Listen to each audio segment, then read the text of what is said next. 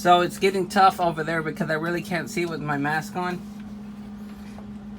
It looks pretty damn lit up, but when I put my mask on, I really can't see what I'm doing. Right around in here, I just can't see anything, so I'm just gonna pause and work on the other side, like maybe here.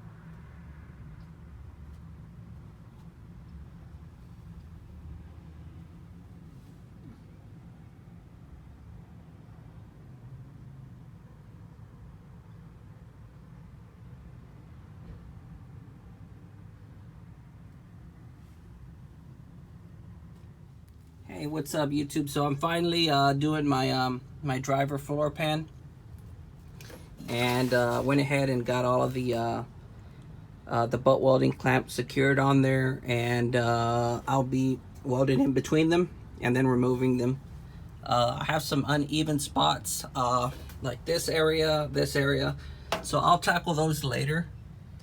And I'm just gonna focus on getting what I have flat and straight for now, and then tackling the rest like I just mentioned.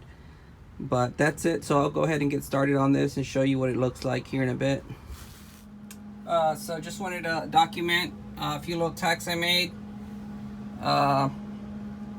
Everything's looking good, so I'm gonna continue welding. So I'm gonna turn this phone off and jump back into it. I would record, but it just